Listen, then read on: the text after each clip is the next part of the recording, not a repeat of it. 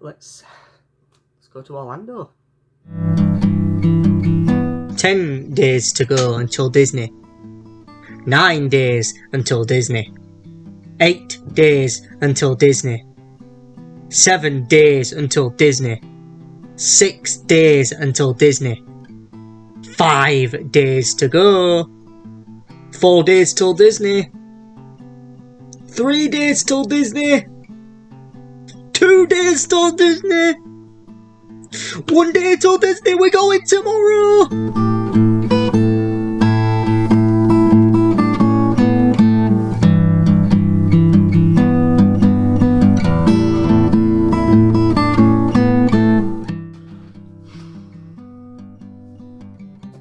Well, it's currently the 5th of June. It's an extremely stressful time. It's not as smooth riding as I'd like it to be. It is mostly because of we've had to have COVID tests this morning. We've had to wait for them to get negatives, which luckily they were negative. We've had to upload them. We're waiting for they were all verified by the company that we did the test with. But we're now currently waiting on British Airways, who we are flying with, to do the verification process themselves and verify that our tests are okay and that we're fully vaccinated. Their website's playing up, not working properly. Luckily I've managed to get boarding passes for our first flight, but there are still a few technical errors. That the website's playing up and I can't seem to get hold of anyone. I've tried phoning them. Every time I phone them, they're ending the call on me. Obviously they can't put me through to a team member right now because they're experiencing high volumes of calls, which of course with the chaos going on at the moment at airports, I'm not surprised. But the worst thing is I actually did manage to get through to a team member on their customer service team this morning, and as soon as I passed security, he ended the call on me. Now I don't know if that was just an error on his part. Of course, for data protection he didn't put me back, so it is becoming a bit of a stressful situation. In terms of packing, just got hand luggage packed quick. That will be done sort of tonight, tomorrow morning. And we've got to do our rounds today to make sure everything's going to be in order while we're away. That being, we've got to go see my family and make sure they've got a key to access the house so they can look after our animals, the cats, the rabbit and 2 rats. And then of course we have then got to, we're then going to Amber's dad's house so that we can have a tea there basically. Once we've eaten there, we're going to come back and yeah, we're going to hopefully stay up all night and get ready for our taxi to pick us up at 4:30 in the morning. Of course you guys are coming along with us because it's not a journey, it's not a travel vlog, and this is mine and Amber's first holiday together as a couple, with just us two. So I think for me at least it's important to document this for you guys and also for the channel as well, so you guys get to see our journey, you get to see our travel experience, and hopefully maybe we can see whether you guys want to go to Orlando at some point in the future to Walt Disney World and Universal. So I will keep you updated. Of course, this you've been wondering, well, actually this is a bit of a different type of vlog. Yes, it is an absolutely different type of vlog. This is going to be a very documentary style of vlog, and this is basically my first attempt at doing the style of vlogs I want to do going forward. So if you do like this format, then please let me know in the comments below. If you don't, then I can try and change it up again in the future, but I'd like to try and do it where there's a lot of sit down interviews like this. There is a bit of vlogging footage as well, but also there's also a lot of stock footage involved. There's a lot of other stuff involved as well, and just so we can have a jolly good time, so it looks like we're having an amazing time and an amazing experience. So I'm looking forward to bringing you guys along with me, and yeah, let's go to Orlando.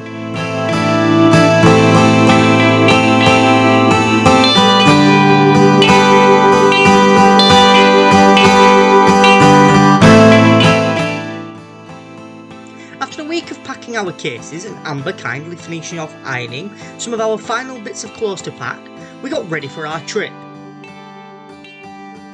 It was finally time for us to say goodbye to the beautiful, industrial, hard-working views of Bradford, jump on 2 planes and head to the sunny skies of Orlando, We were flying from Manchester to London Heathrow and then to Orlando International.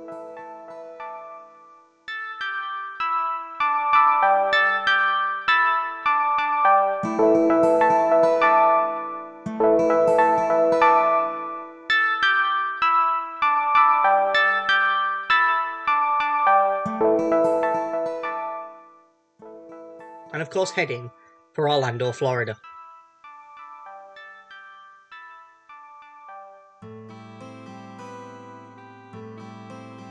We arrived at Manchester Airport at around 5:30 AM after a short taxi ride.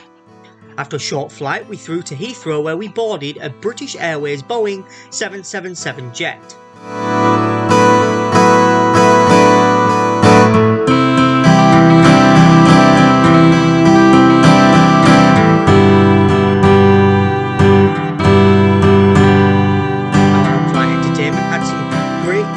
Some of the latest movies available, such as Scream 2022. We were privileged to some amazing views during our flight, even flying over London where we got to see views of the London Eye and the Gherkin.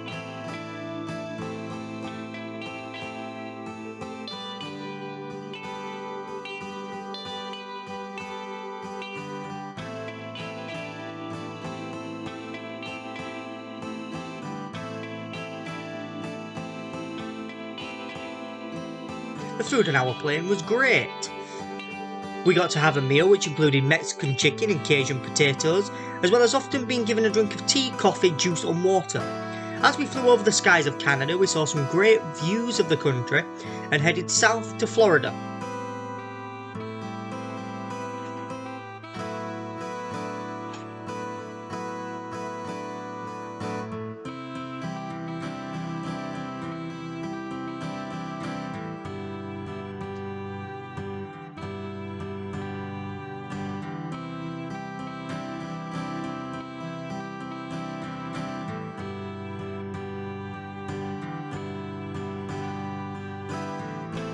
As we got closer to Orlando, we were shined upon by the view of a beautiful rainbow before we landed.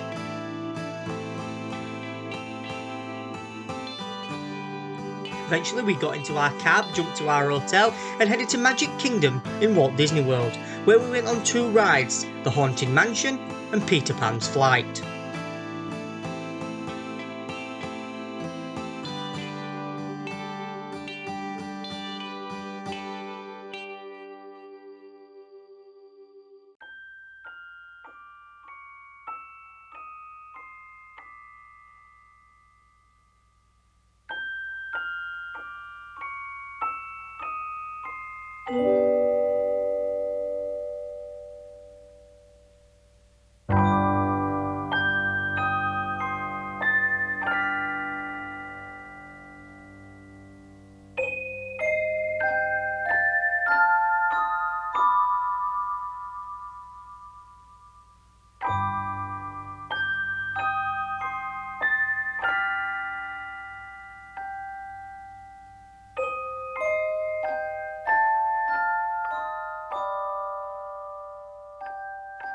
The Haunted Mansion is one of the earliest rides here at Walt Disney World, after being inspired by the exact same ride over in Disneyland, California.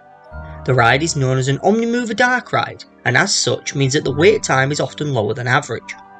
The ride itself acts as a tour of the Haunted Mansion, entering the stretching room of the pre-show, and heading to the attic to have your head removed by your bride. The ride is suitable for any heights and all ages, and so is a must for all guests. Upon heading for the end of the ride, you are sang a great musical number by the 999 happy haunts of the mansion. Peter Pan's Flight is another ride that was opened quite early on in the park's history, having opened on the second day of the park's opening. Its queues can get long, so it's best to keep checking the wait times on the app, or go later in the evening just before park close. Remember, at Disney, you can still ride a ride even if you get into the queue a minute before the park closes. The ride itself is a dark ride which gives the illusion of flying in Captain Hook's ship high above London as you go to Neverland. The ride is for any heights and all ages. The ride itself is also an omnimover, so the lines often go down quickly which also means the ride is often over quickly too once you're on it. This is a must ride for any guest. After those 2 rides, we decided to mobile order and pick up some food from Casey's Corner over in Magic Kingdom. We opted for the all beef hot dog fries with an assorted fountain coke. It took me a while to get my head around the fact that there's no extra charge for full sugar drinks like there are here in the UK. The hot dog itself was thick and juicy and quite filling, especially with those fries. After we'd finished eating and the park had closed, we jumped on the monorail and headed to the taxi pickup point, where we actually decided it might be a little bit cheaper to get the bus back to our hotel. But I'll tell you that long story later on in more detail. We were hoping to get up quite early on Tuesday the 7th of June, so we could head to Universal.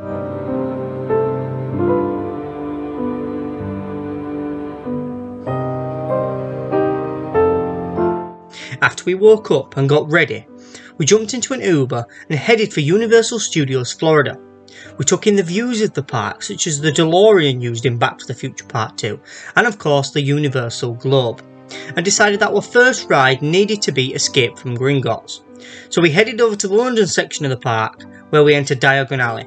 The wait time for Gringotts at the time was around 50 minutes, which sounds like a long time, but the queue moved up fast so it didn't feel as long. There is a pre-show to the ride, so it's worth sticking around and watching that. Escape from Gringotts is a high-speed indoor steel roller coaster that has sharp turns and sudden stops. You may also get a little wet. The ride blends 3D screens and physical sets together seamlessly. There is a height restriction of a minimum of 42 inches, that is 3.5 feet, unless you're a goblin. The ride itself takes you down to the vaults of Gringotts, where you encounter the security trolls, a dragon, and Voldemort. I should also mention that as the queues get long for this ride, there is a single rider line available, as well as Universal Express Pass for this ride. If you truly want to experience the magic of Harry Potter, this is a must ride. Our next stop was to exit Diagon Alley and head to King's Cross Station, where we saw Hedwig and prepared to board the Hogwarts Express. The Hogwarts Express is exactly what it's meant to be, a train. It's a short train ride which takes you from the Universal Studios Florida Park all the way to Islands of Adventure, where Hogsmeade and Hogwarts are. But along the journey there are a few surprises. It is suitable for all ages and there are no height restrictions. Once leaving the train, we were greeted with the views of snowy Hogsmeade. Although you can easily just walk to Islands of Adventure, for the full magical experience on your first visit, it is worth hopping on. While we were queuing up for the Hogwarts Express, we decided that later on in the afternoon or in the evening we wanted to head over to Magic Kingdom to see the light show and maybe go on a few more rides. So Amber did some fiddle faddling on the Disney app and we managed to get a reservation for later that evening. As it was quite warm, once we arrived in Hogsmeade we decided to stop off, get a couple of bottles of water and some churros. After we had refreshed ourselves, we headed to Jurassic Park to wait in line for the Velocicoaster. The Velocicoaster puts guests in the position of being at Jurassic World. They've decided it's a good idea to have a roller coaster travel through a raptor cage. What could possibly go wrong? The ride is high speed and has sharp turns and moments of being upside down. For thrill lovers, it's worth the wait. After we'd been on the Velocicoaster, we were getting a little bit exhausted and a little bit tired. We were clearly thirsty. We decided to take a walk around the park and find somewhere to eat and drink. We walked past this hot set sign where they were clearly doing some filming for some kind of promotional video. Although I now think it may have been something to do with Tom Felton's book promotion. We headed to the Today Cafe, as I'd seen plenty of reviews about that online and was interested to know what it was like. It was okay, it was a cafe, they sold basic cafe things, not too badly priced, it was what I expected for Universal Studios. I got a cheese and onion toasty, and Amber got a salad. It was okay, not the best tasting food I've had. Then we decided to take a look at some of the shops. We went to the tribute shop where I met King Kong, and then we decided to take a look around their horror shop, meeting some of the most iconic horror villains in waxwork form, and Zoltar. We then decided we were going to head over to the other side of the park and go on the Fast and Furious ride. The Fast and Furious ride here at Universal has received mixed reviews in its time due to the nature of the ride. The queue to the ride is worth the longer wait, although typically when it rains, did the queue ever go over 15 minutes wait time. There are some awesome Easter eggs as you go through the queue space and some cool cars on display. The ride centres around a group of people on a party bus, the riders, being escorted by Dom and the family, and running into some trouble on the way. Later we headed over to Magic Kingdom in Disney where we checked out some of the shops and watched the light show and fireworks display. We then headed back to our hotel to get some rest.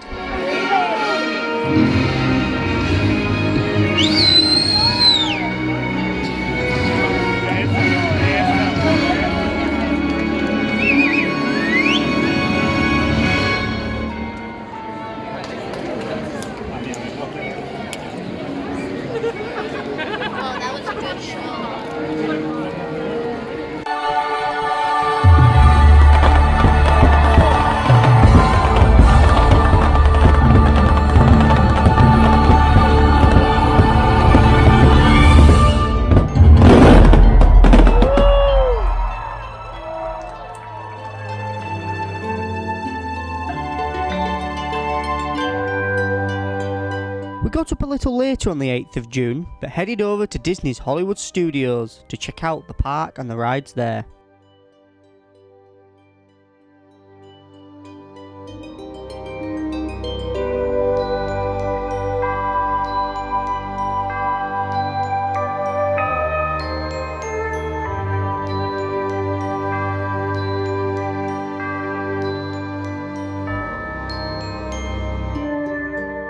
The first ride we went on at Disney's Hollywood Studios was Mickey and Minnie's Runaway Railway.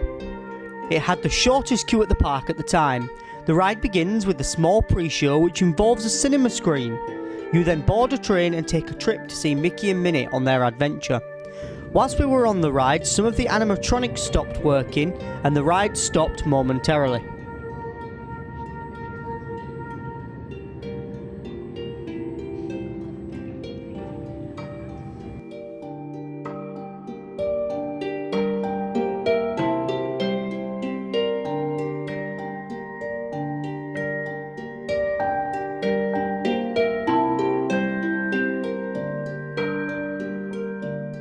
We were hungry at this point, having only had a snack for breakfast, so we managed to get a reservation for 50's Primetime Cafe. The restaurant is aesthetically amazing, with TVs and wonderful memorabilia all over the wall. The staff act very similar to the ones at Karen Diner, which means you're not allowed to have your food until you have your elbows off the table and you say please and thank you. Manners are a big thing here. I had a chicken Caesar salad and Amber had a chicken pot pie, which was nice. We also got this souvenir drink, which we got to keep the glasses from. Overall, the meal cost us $64.97 before the tip. The souvenir drink we got came with a little edible souvenir character. In our case, we got Pluto. The character itself was like an edible bath bomb. You placed it in your drink, gave it a stir, and it made your drink this golden shimmery colour. It really did add a bit of the magic to the drink whilst we were at Disney.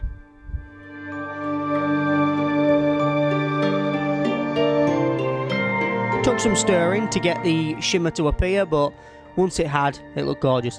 We then went to meet Mickey and Minnie on the red carpet of dreams. We got some photos taken with them and then took a walk around the park where we also met Chip and Dale and found 2 of the 50th anniversary golden statues.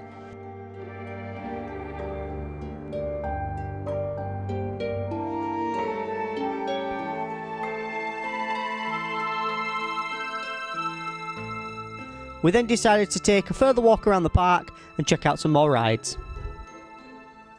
Whilst exploring the park, we came across this exhibition which had original models of what Disney originally imagined Walt Disney World and Main Street USA to look like.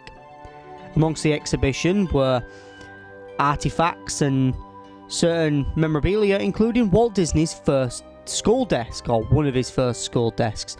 There was also some examples of the desks of how he used to work and what it was laid out like when he was drawing the animations and sketches.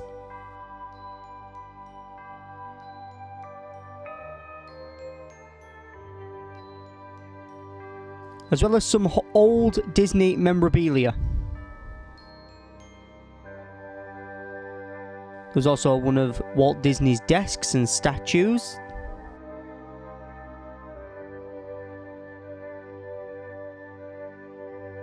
As well as an example of how they layer animation frame by frame.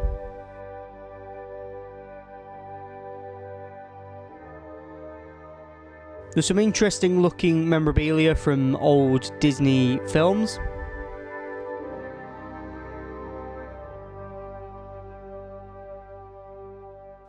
As well as some dioramas from different cabins and rides. There's a bit of information there about Snow White being the first feature-length animated film. And there we are, back to the cabin diorama.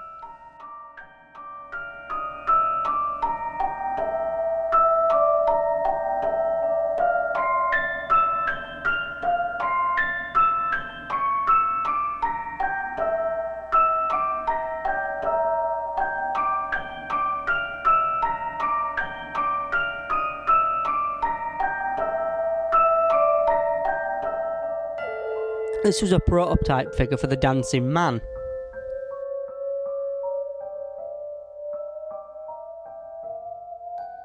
We then found a huge model of what he originally imagined Disneyland to look like. With the Sleeping Beauty Castle.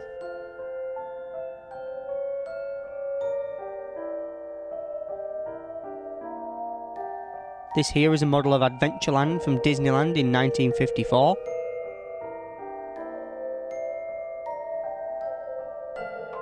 It was really interesting to see the way it was sort of visualised in models.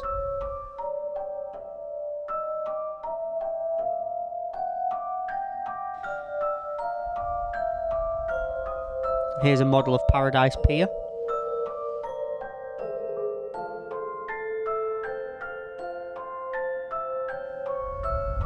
And there were some Oscars and stuff that the films had won. A nice model of the Walt Disney World castle and the way it's laid out. It was a really interesting exhibition to just kind of see how the park was visualised, and sort of, there's Amber, and how the park was visualised. You can see there's a small sort of diorama of It's a Small World and what that ride was about and the original kind of story behind it.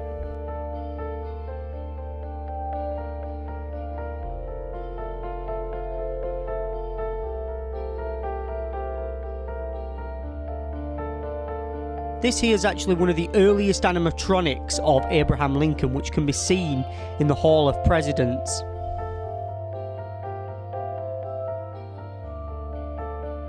That's a statue of the Hotel Tower of Terror in Epcot.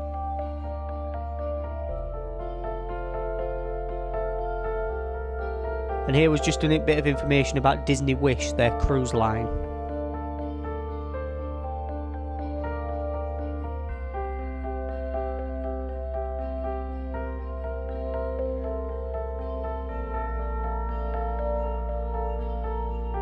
See there's some examples of the statuettes that appear on the front of the ship.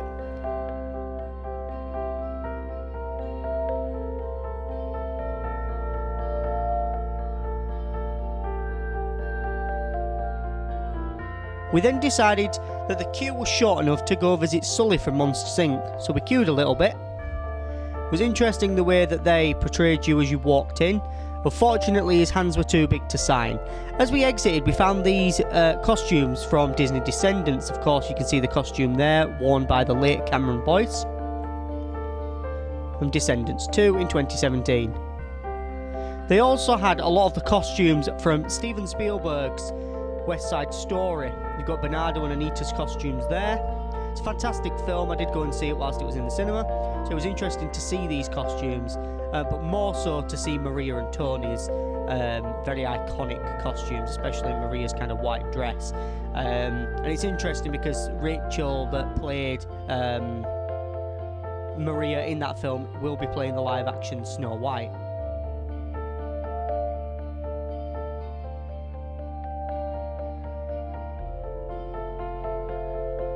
It was a really interesting exhibition, but then we went outside and discovered that the weather had taken a slight turn for the worst and that there was a bit of a storm coming.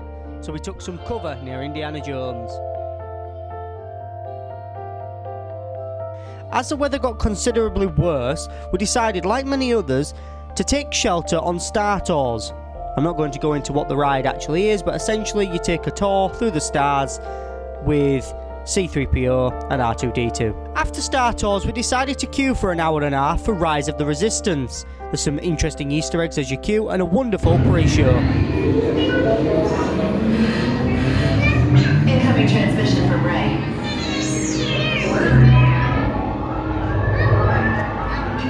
BB-8, is everyone assembled? Good. Shouldn't you be in flight prep? Recruits, thank you for joining the cause. A covert resistance team led by my friend Finn has infiltrated a First Order Star Destroyer. After that pre-show, where you see the wonderful hologram of Ray, you're then escorted to the Stormtroopers and the First Order, where Kylo Ren wants to speak with you. The detail on this ride is amazing. For a Star Wars fan, it is so worth the queue and the wait. The escape pod's just below us. Take the lift down. I'll cover you. Hurry! No, not up! I said down!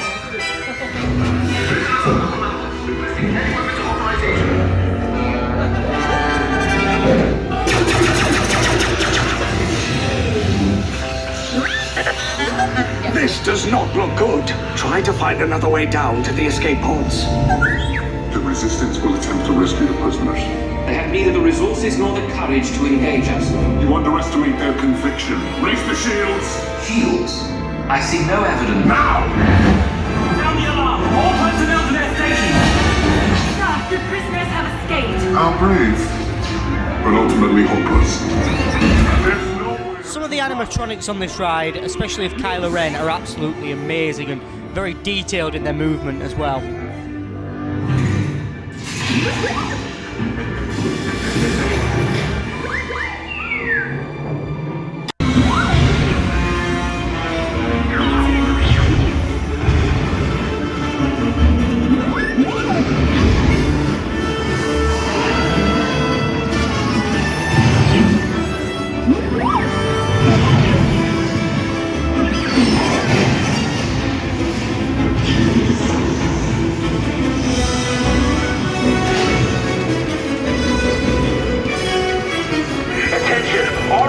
Personnel, abandon ship. I repeat, abandon ship. This destroyer's about. There's no escape. You will tell me the location of the secret base, and then I will destroy you and the Resistance.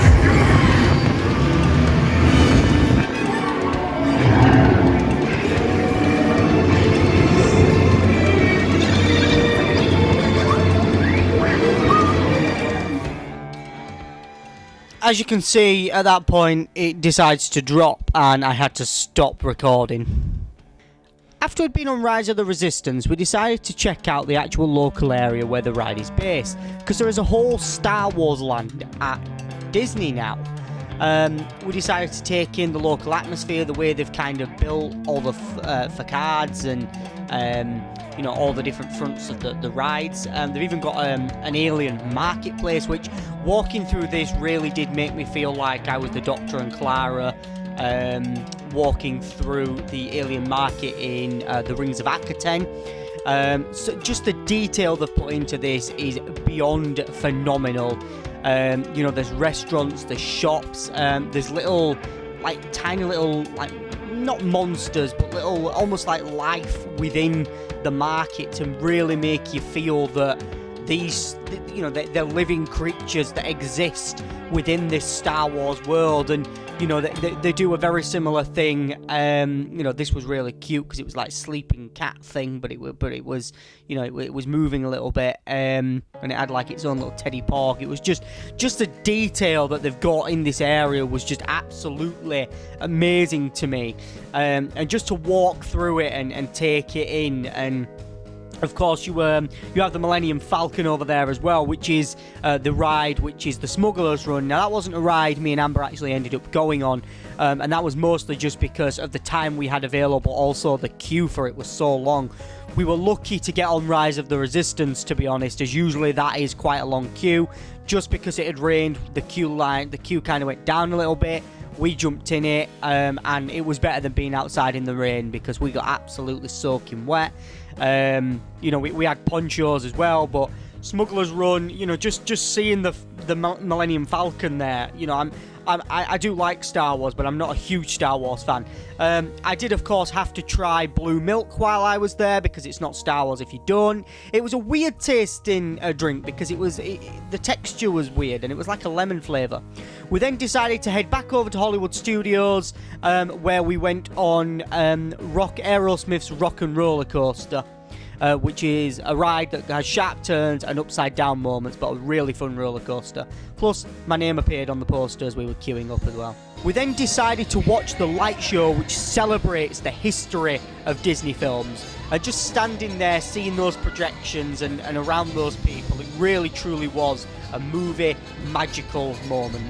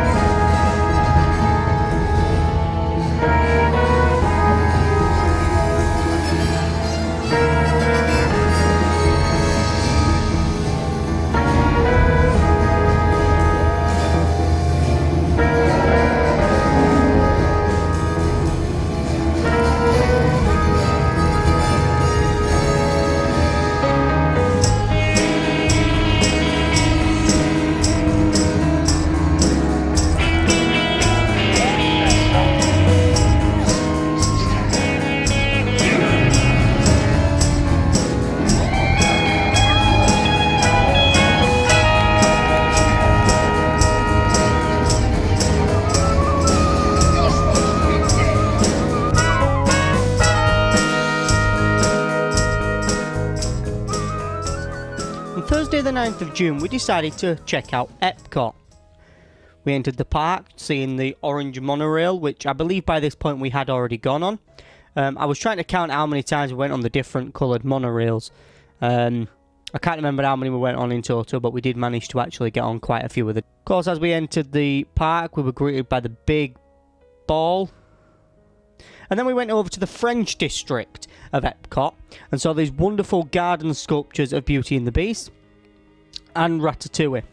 We then decided to go and head and check out the Ratatouille ride.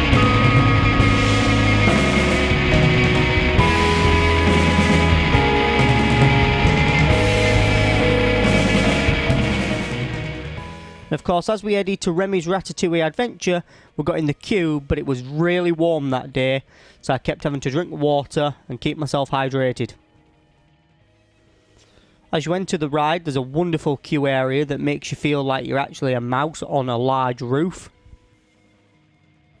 You also get to see some cool sort of workshop areas with a little animation about the rules of what to do once you're actually riding the ride.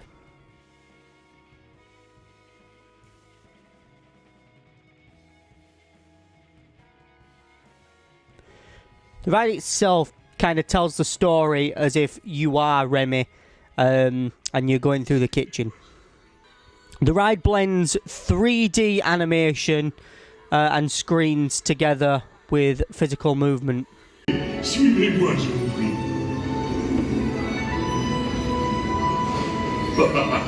Chef Remy is waiting for you.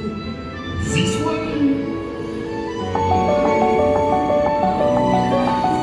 Qu'attendez-vous?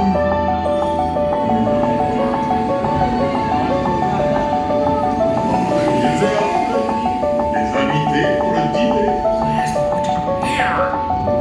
Le repas est au province? Non. After that, we decided to check out these props that were used in the live-action Beauty and the Beast film, which was really interesting for someone like me who's into filmmaking to see. We Once that were done, we went and checked out a little bit more of Epcot.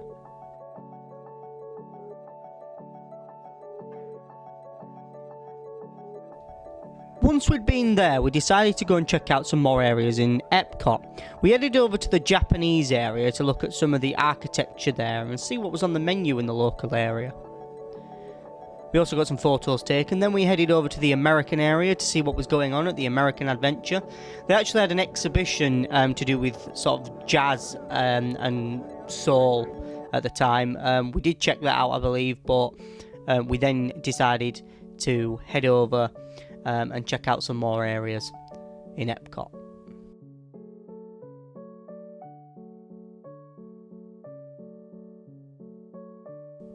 It was interesting the way kind of every area was themed, and you know, it really did feel like stepping into the different areas of the world. Whether you were stepping into Mexico or Tibet or Japan, or England was an interesting one because they had a pub called the Crown and Rose. A funny story about why we were checking out the England part was we actually saw Alice from Alice in Wonderland, and Alice was actually completely dazed and completely out of it, and she just looked like she was wandering around aimlessly. Very true to her character as well. So it was fun to just kind of see her. And unfortunately, we didn't get a photo of her or her autograph, as Amber was going around at the time collecting the characters' autographs. We then decided to head over to the Germany area, because we were deciding now that it was the right time to start going and meeting some of the characters. Amber wanted to start getting more autographs in her autograph book, and we wanted to start getting some more images with some of the characters as well. So we're headed to Germany, because that is, of course, where Snow White was.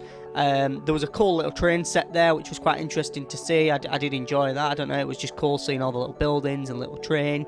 So I decided to just check that out, see what was going on. I also think I was waiting for Amber to come out of the toilet or something. We also saw these wonderful garden statues of Snow White and the Seven Dwarfs. So yes, we headed into the Germany area, checked out some of the shops there.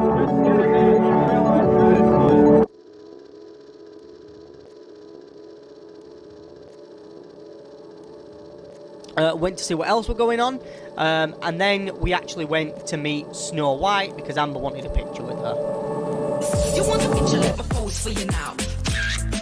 You got me now? Oh, you'd like another one? You like this one? Then we headed over to the China part. I loved these massive hedge cuts of the pandas. Pandas are my favourite animal, if you didn't know that. So that was really fun to see.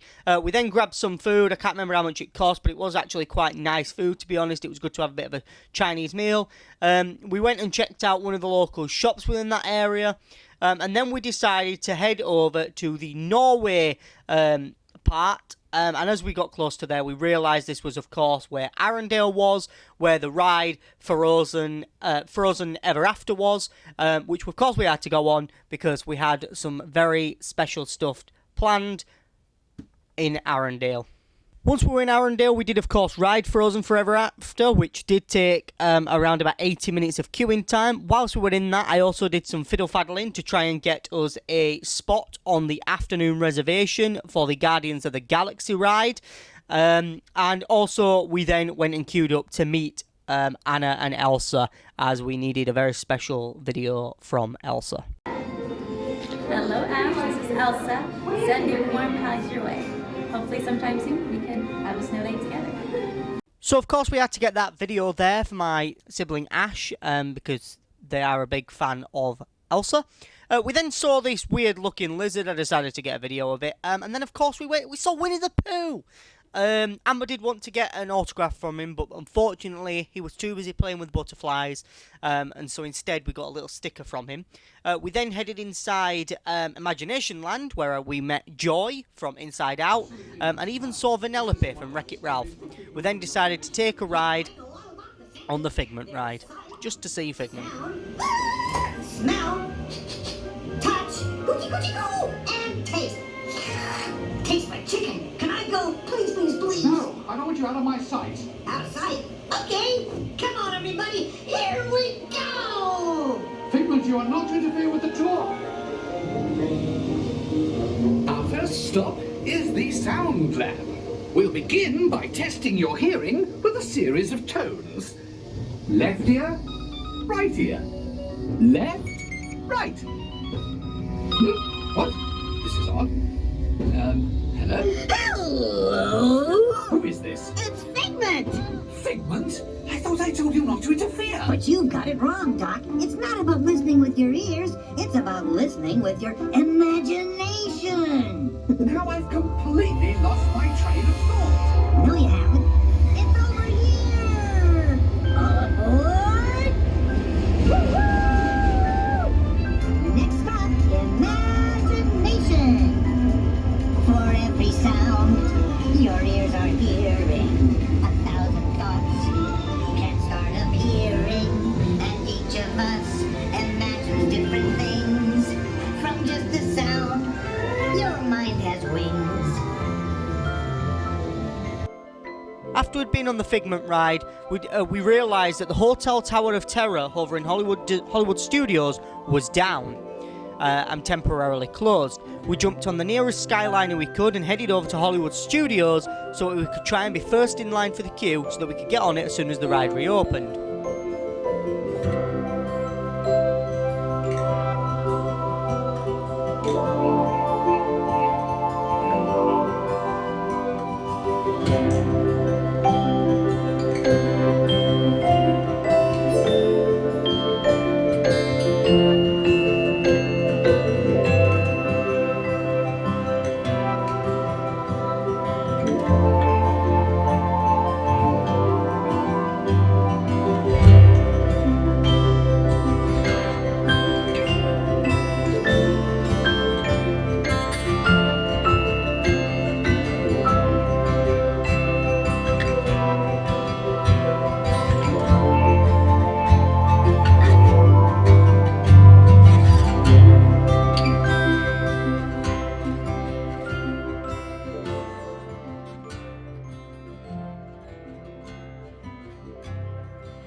Unfortunately, the ride didn't actually open until 2 minutes before the park closed, but luckily I managed to run on and get on the ride itself, which was a really fun experience.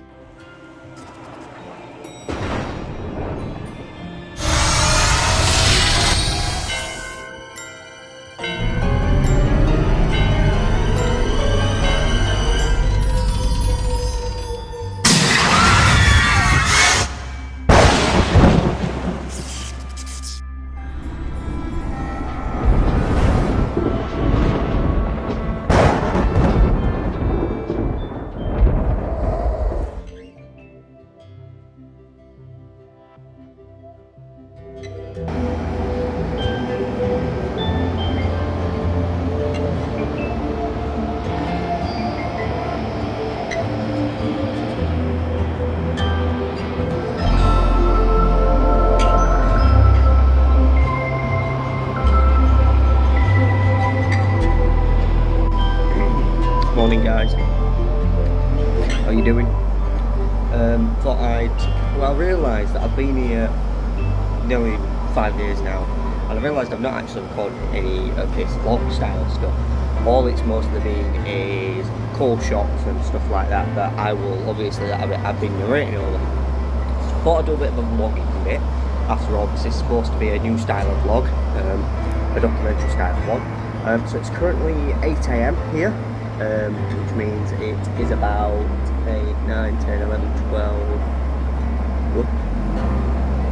about 1 PM back home. So it's now Amber's birthday, which is exciting. But it was a bit weird because last night as we're coming back from, so yesterday we went to Epcot, and then we noticed the Hollywood Tower of Terror was temporarily closed. So we jumped on the Skyliner, hopped over to Hollywood Studios and waited outside that until almost park closed at 9 PM last night so I could go on the Hollywood Tower of Terror because it was a ride I really wanted to go on. It's a fun ride. It wasn't, I mean I was expecting we strapped in, but you basically had a seatbelt, so I will be, obviously at the end there will be a load of photos and stuff that we got on holiday, because we have been collecting photos because we have Memory Maker on our ticket. But I just kind of wanted to tell you guys what's going on, how we're doing. Surprisingly not being sunburned as much as I thought.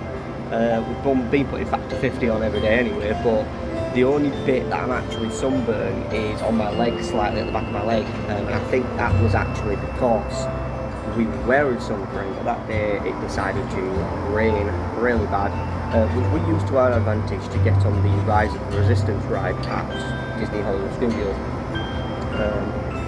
Because that yesterday, when the Tower of Terror was closed, that ride was on a 205-minute wait time, which means you'd be queuing for another 2 hours.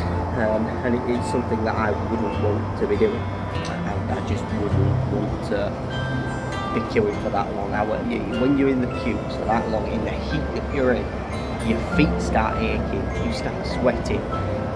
You literally, you can't, it's hard to cope, well, at least for a Brit anyway. But luckily we've not had to queue that long. The longest we've queued was for Frozen Fever, which was 80 minutes.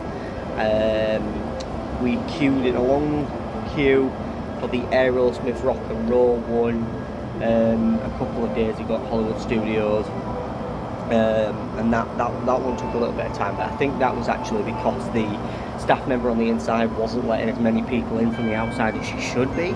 She was letting all the lightning lane in, whereas usually on other rides that we've been on, they kind of let a few of the lightning lane in and then a few more of the general admission. Now, this particular day, it didn't seem like our lane, our standby lane, which was basically like general admission, was going down any quicker. But the lightning lane just seemed to be flying in, and then when we got there we realised exactly what was happening. She was letting all of them in and then letting a few stand by in, whereas normally they would let a few of them in and a few of us in.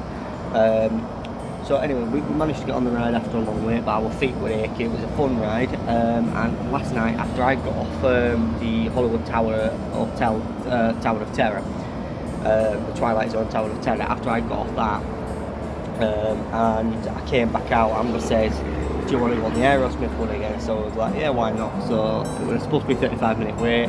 We walked right into the building, right up to the queue, and we were basically the last two to get on. We got a fun photo on that ride that time, because we actually knew where the camera was this time. So that was fun. We've been meeting a few of the characters.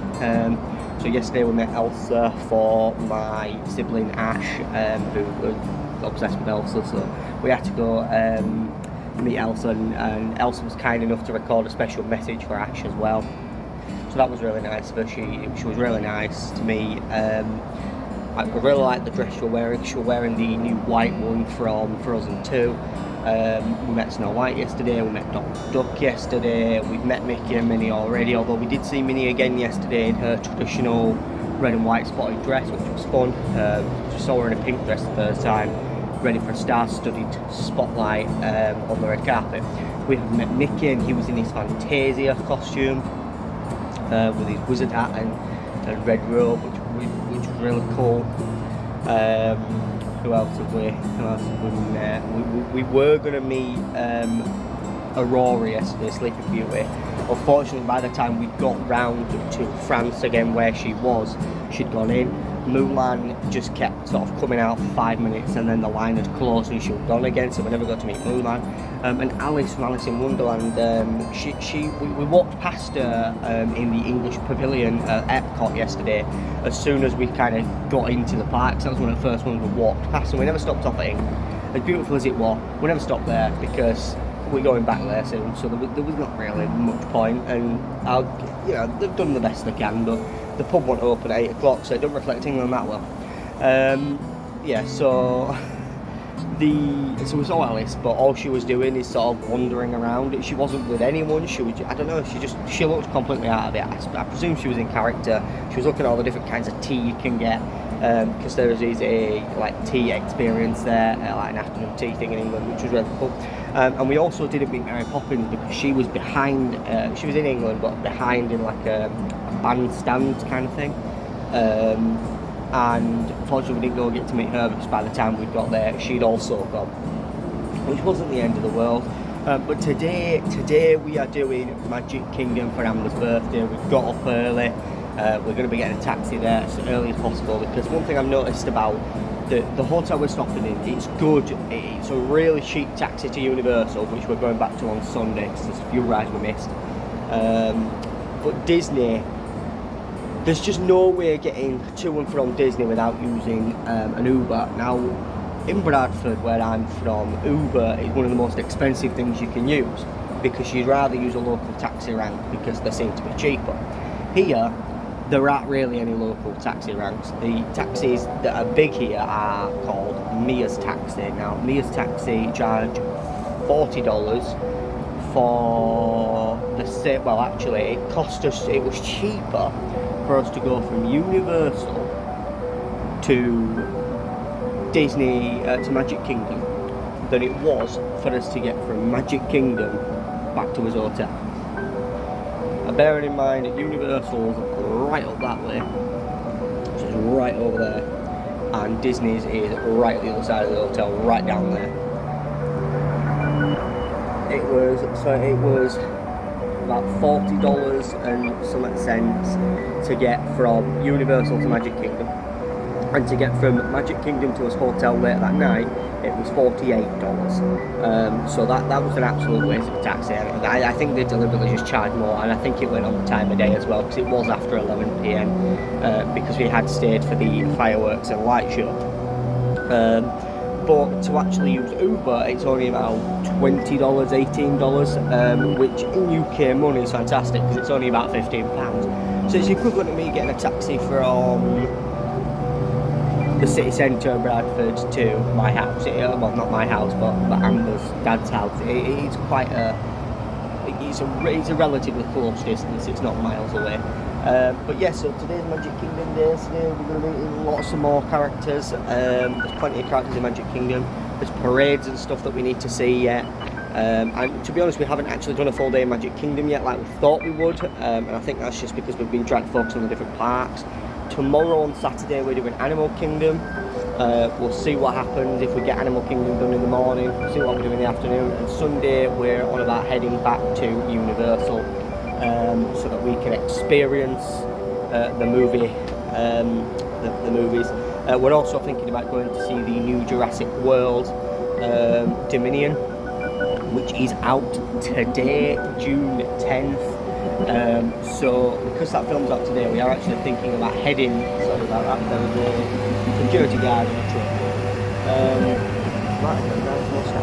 truck. Anyway, so we are discussing heading over to Universal on Sunday, so we can finish off those rides we want. But also going to see the new Jurassic World whilst we're there, because what better to see it than in Universal Studios for a Universal film. So that'll be a fun film to go see. Of course, it is finally the conclusion of the sixtilogy, or whatever I don't even know what you call it. The second trilogy, I suppose, the sixtilogy, because it's 6 parts, and it's the 6th part, it's the final conclusion. They'll probably somehow do spin-offs and reboot it at some point in the future, but yeah, I just wanted to add this little bit in here, and yeah, so today's on my birthday, so wish me the best of luck. After leaving the hotel and heading over to Magic Kingdom, the first stop of the day was to go onto the Seven Dwarfs Mine Train. Snow White is Amber's favourite princess and one of Amber's favourite Disney movies, so it was only right that that was the ride where we went first. We checked out all the cool stuff that they had on the ride as you're queuing for the ride, and all these little gems and stuff. There was a really cool water feature that when you put your hand under it, the water had actually sprinkled down, which was quite cool. It was an interesting little feature and kept you interactive, especially for younger kids if they were queuing for the ride and obviously waiting to actually get on the ride. There is a long queue for the Snow White ride. Hi-ho! Hi-ho!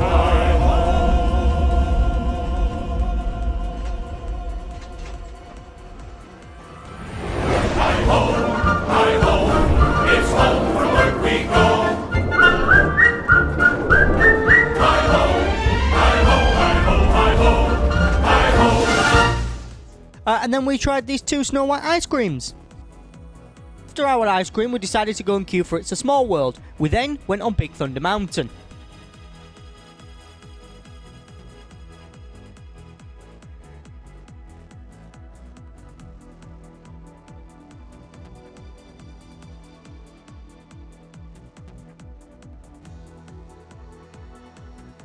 After that, we headed over to Frontierland so that we could watch the parade as it passed by.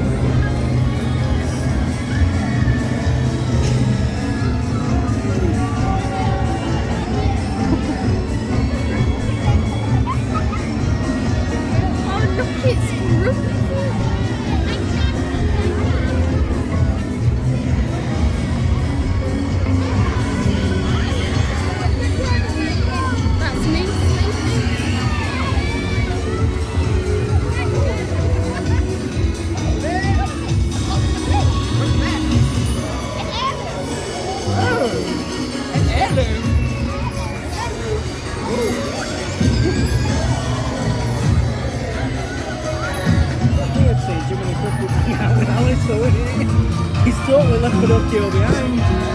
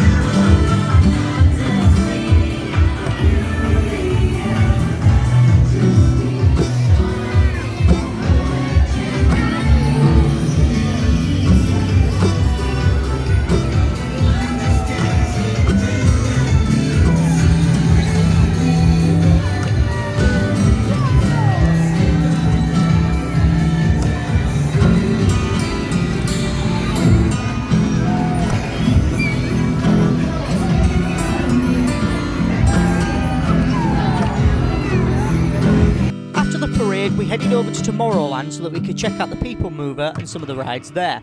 We saw Buzz Lightyear but didn't get to meet him. We then had a little bit of a walk around the park and checked out the castle a little bit more, getting some photographs and just genuinely taking in the actual experience of being there. As you can see, it had rained as well, so it was good to try and just get a bit of cool air as well and not be in the sweltering heat. The interesting thing about Florida though is that as Brits, when it rains, it's still bikini weather. And so that was good for us because we actually welcomed the rain. We took 5 minutes to take a break and then we headed on the mine train once again because I had a very important question I wanted to ask Amber.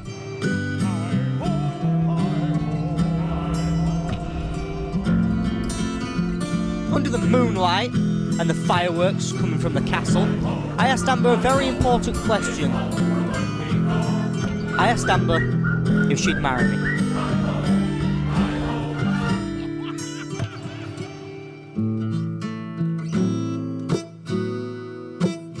Morning, we left our hotel as it was a nice sunny warm day, very hot though, and we headed over to IHOP so that we could eat some pancakes and have some breakfast. It was a restaurant we wanted to try while we were there, so I actually ended up getting some pancakes myself, and I think Amber did as well. It was something we were very excited to try, especially, you know, taking the true proper American food really. So after breakfast we knew that we were heading over to Animal Kingdom today. And so once we'd obviously paid the bill and enjoyed it and had admired the lovely engagement ring that was now on Amber's finger, we decided to just leave IHOP and head over to Animal Kingdom, obviously greeted by the big Tree of Life, and we headed to the ride Dinosaur after a short walk through the park. It was a fun ride, and you sort of... The ride's basically about the riders are going through... they're being sent back in time to capture a dinosaur and bring it back. But unfortunately, they are... Well, things happen along the way. I don't want to spoil the ride, because if you do ever go, definitely go. Of course, we did take a look at the big mountain, which was supposed to be Mount Everest, which is, of course, where the Expedition Everest ride is. It's a beautiful facade. We did actually go on this ride because Amber wanted to see Disco Yeti, which was an animatronic that has broken down that many times Disney have stopped fixing it, and so there's now just strobe lights to make it look like it's moving. After that, we headed inside the Tree of Life so that we could take a look at It's a Small World, which basically puts you in the perspective of what it's like to live life as a bug. Then we headed over to the beautiful Pandora. This is another area within Walt Disney World where there's so much detail into it, and you know, it really does bring the sort of world of the movie alive, which is, you know, it's ironic really, because Avatar: The Way of the Water has just come out as well. But yeah, there's so much detail in the area, and it's just so pretty and so beautiful. It really is like stepping into an alien world. And of course, we went on one of the biggest rides there because Amber wanted to see the most complex animatronic that exists at Disney.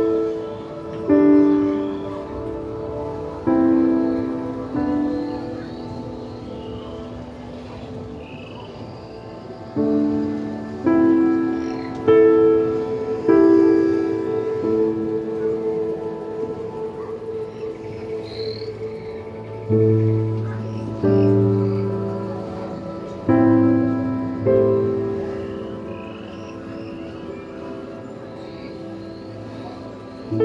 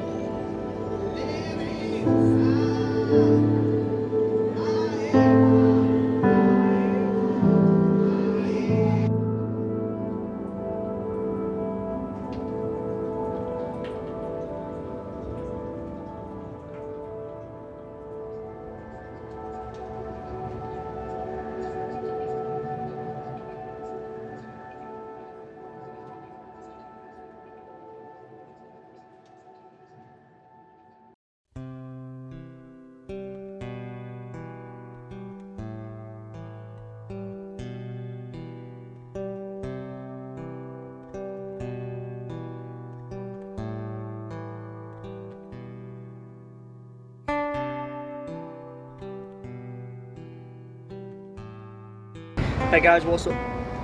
I thought well, it's a new day, it's a new dawn. It's now the 11th of June, although back home it is almost the 12th.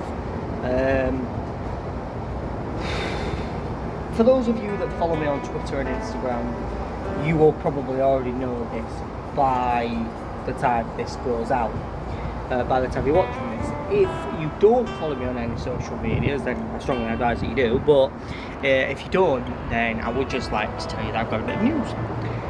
Yesterday on Amber's birthday, while we were in Magic Kingdom, long story short, I asked her to marry me, and she said yes. So I just thought I would let you guys know that I am now engaged to Amber. And yeah, I don't know, it took me a lot of, I was very nervous all day, very on edge, but in the end, I managed to pluck up the courage and do it. If you can hear an helicopter in the background, it's because there's actually an helicopter's tour thing right behind this hotel, so it's been really noisy.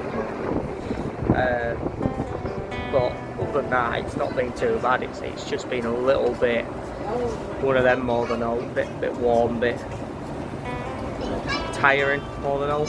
I've noticed that whenever we are in a cab back to the hotel or whatnot, I seem to be falling asleep near enough, and I just get really tired. I don't know if it's just the heat or whatever. Now, me and Amber have just come back to the hotel. We've actually been at Animal Kingdom today. We've just come back to the hotel, and we were actually going to head to Universal after this. We're going to have coffee and head to Universal. We are going to Universal tomorrow and doing Universal again tomorrow, but we thought we might as well go to today as well. Whether we do or not, it remains to be seen yet, because the park is only open for another 3 hours, so we could go, but we'll be paying like $10 in a taxi to get there, and then we're there for 3 hours. There's no guarantee we're going to get on any rides. So we'll have to sit down and discuss it, but yeah, I just thought I'd give you guys that bit of news, and yeah, I'll keep you guys updated with everything that goes on. But you know, we are due to go home soon, so we'll see what happens. Peace out. So now that me and Amber were engaged, we decided to head over back to Universal Studios so that we could go on some more rides there. The one ride we wanted to go on was the Hulk ride. It's a high-speed roller coaster that actually has 2 launch moments, and it has moments of upside down and really sharp turns. Above all, the ride is fun. While I'm not a fan of Marvel, it was a fun roller coaster and a great thrill. Then we decided that after that we was going to stick around in Universal for a little bit longer and check out the Hogwarts Light Show.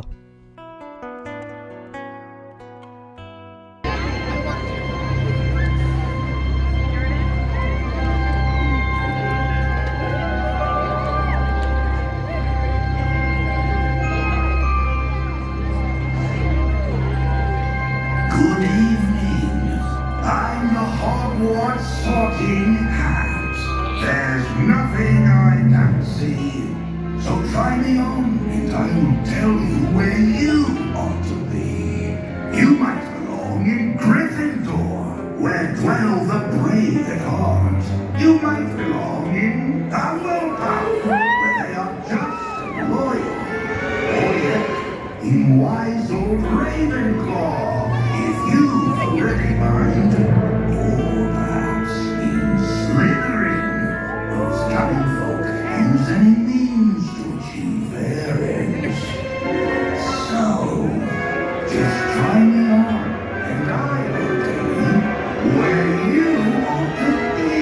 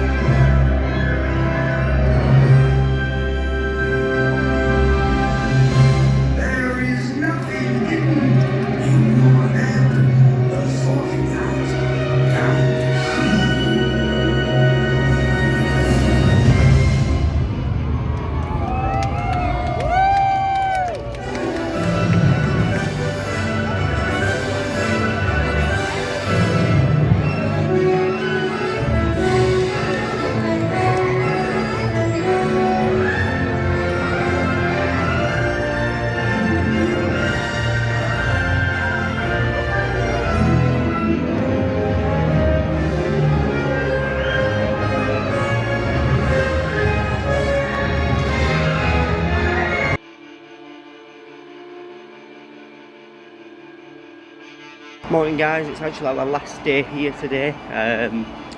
Well, last full day here anyway. We are still here sort of tomorrow morning before we go to the airport. I'm just going downstairs to the Smooth Java shop because it opened about 10 minutes ago, and me and Amber are going to Universal again today. So we've got a shuttle bus because our hotel is a partner with the Universal.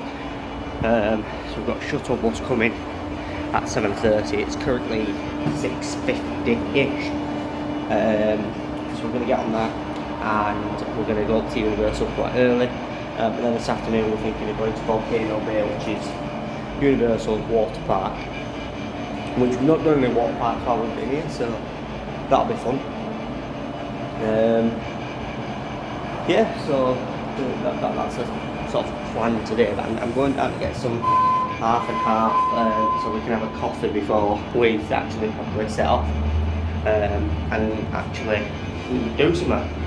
But I just thought I'd give you guys a bit of an update, a bit more on my vlog, and yeah, give you guys updated with anything that happens. I'll see you in a bit. So I got my half and half. Here we are. I got a few here, just so me and Amber can have a coffee before we go, because we all know what Amber's like when she's tired, and she's difficult to wake up.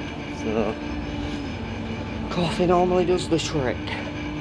So I'm just walking back to the elevator now to go up to our floor. We're actually on floor 3, so we get a bit of a view. The only sad part is we're actually at the back of the building, so we don't have that much of a view. But there is a relatively decent view of a helicopter tops, and we can see a bit of the Icon Park. More than that, that's pretty much it. So we've got 3 lifts here. Press the button, like I'm giving you instructions on how to use the lift. Okay, this one, for some reason, this far right one, left one, I don't know, my lefts and rights, this far left one, is usually the one that seems to come down the most. I have been in the far right one, but the far left, the middle one, just never works. And there is another lift close to our room, but well, I think it's close to our room, I don't know, it might not be. Floor 3, yes, we'll have to see. But yeah, no, I just wanted to get more vlogging into this vlog, and that's why I'm trying to do these little bits here. Just because obviously I have made it more of a different style of vlog, but there's not really been much vlogging to call it. So anyway, I'm on the floor now. Oh, there's a spider up there. Can you guys see him hanging about up there? I don't know whether you can see that. That's a spider. I had the most weirdest dream last night, right? I'll tell you guys about it. So, essentially, the dream I had last night was I came home from something, and my dad, don't ask me why, because he'd never do this, but my dad had a massive collection of like exotic animals, and I don't know what he was trying. I don't know if he was trying to show exotic or something. Anyway, so he had these all exotic animals, and he had this snake, and I picked it up, and it bit me. And it wasn't until after the snake bit me, he told me that it's the most deadliest poisonous snake in the world. Anyway, then I started noticing my veins started going a bit green and stuff. Now I don't know if that's because we went on the Hulk ride yesterday or what, but it was just a very bizarre dream to have. Yeah, I'm almost back at my room now, so I am going to leave you guys here. But yeah, I hope you've enjoyed coming along a little bit, and yeah, I've still got a little bit more to go. So, we'll see you in a minute. We went back to Universal Studios because we did have plans to check out some more rides. There were some cool classic cars as we entered. We then headed over to the Men in Black ride, as it was a ride we wanted to go on. It's a really fun ride. You basically just sit in kind of like a car and you have to shoot targets. We then headed over to Volcano Bay so that we could actually enjoy a water park. It was a really great experience. The only issue we had is that this pool that we're swimming in here kept closing when it rained every now and again, but the sun had come out in no time. We then, to end the night, went to one of the world's largest McDonald's because we'd seen videos about it on YouTube and we really wanted to try it because we love McDonald's. So we went to this really nice McDonald's. And it was interesting because there was a lot of different stuff on the menu that you don't get over in here in England, but also there was some very similar stuff. The restaurant layout was very different. It was very much self-service with your drink kind of thing. You can see my receipt here. As you can see, I got a Big Mac meal in large, which when you get a large meal there, it's more like a super large because you can see the size of the cup there and the chips. Quite frankly, it filled me. The packaging's different there. It's a lot more cardboard based. Amber got this wonderful looking chicken burger that looks very gourmet. It honestly, the fries tasted different, the drinks tasted different. I mean, the drinks were like full sugared. Amber got some weird frozen, like blue Fanta. The chicken nuggets were really nice, but they were really different. They had like a lighter, fluffier texture to them. And they also have a desserts and pizza bar here at this McDonald's, which is absolutely bizarre. But it was time for us to get ready to go home.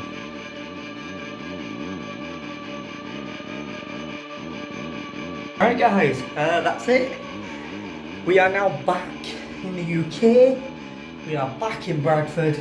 Currently at my granddad's house right now. A little bit tired, but not as tired as I thought I would, but I think that's because I've slept on planes. Our flight went okay.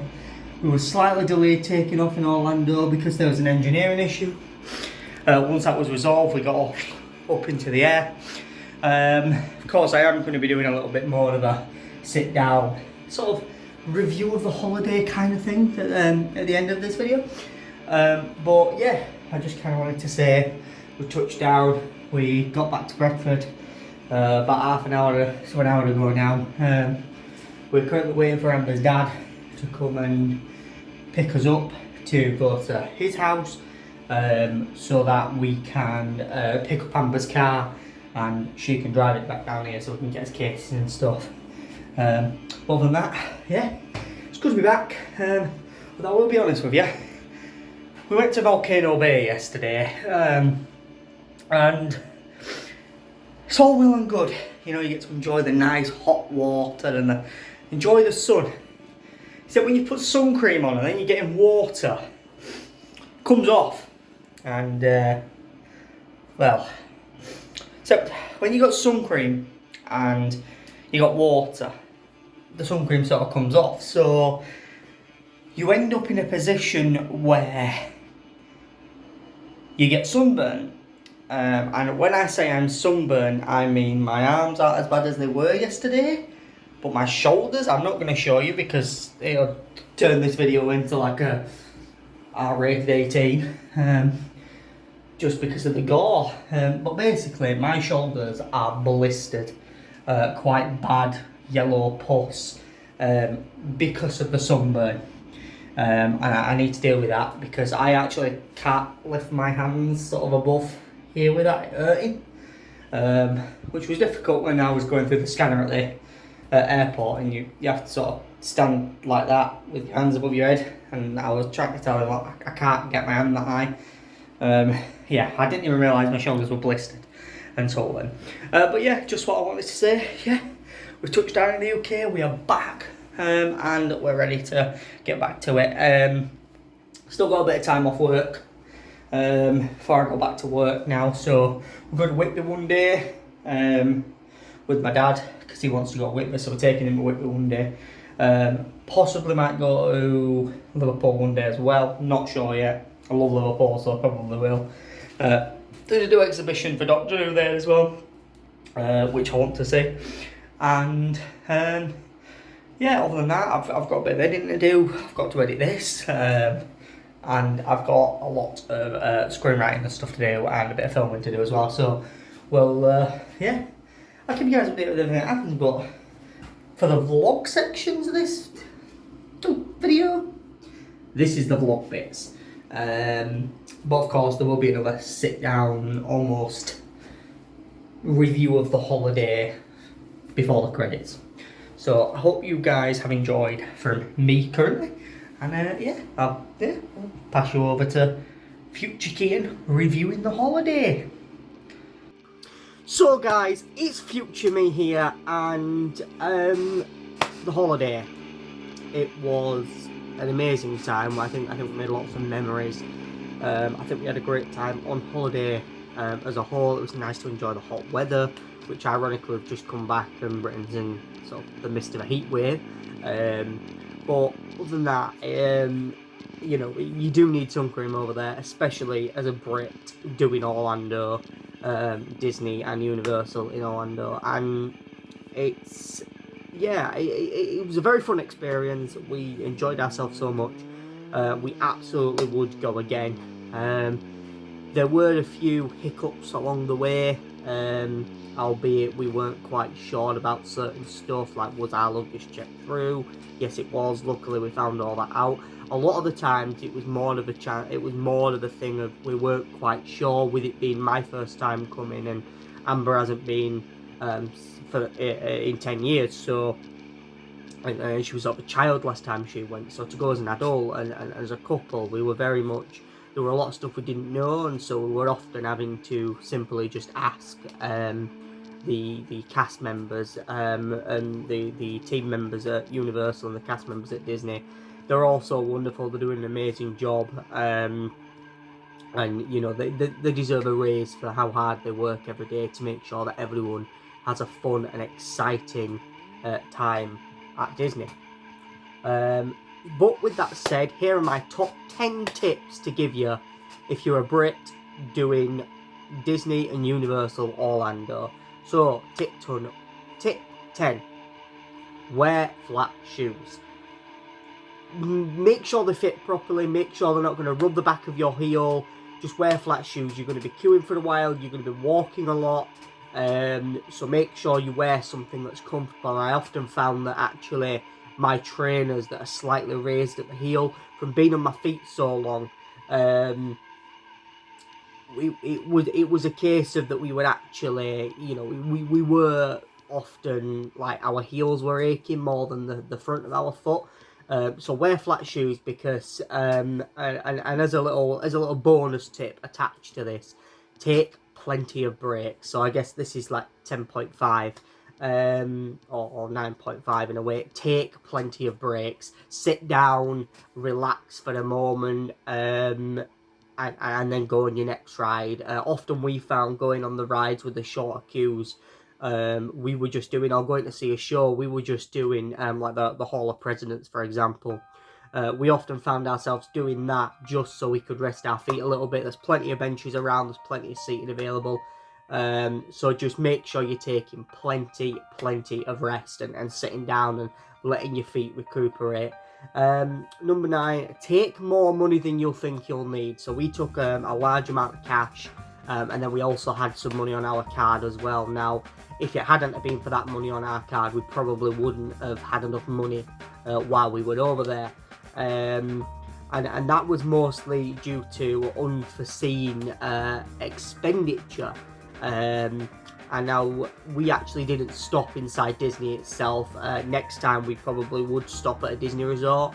This time we didn't. We actually stopped on International Drive in Orlando, at Rosen Inn at Point Orlando, which was a nice little motel, nice little hotel, but it did kick off my Supernatural fan vibes, just imagining Sam and Dean there waiting to hunt down a vampire or something.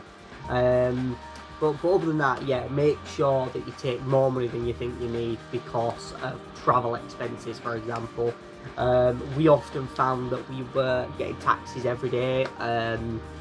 Now, we were using another taxi company until we realised that actually, leading on to my next point, Uber. Use Uber. If you are going to get a taxi over there, use Uber.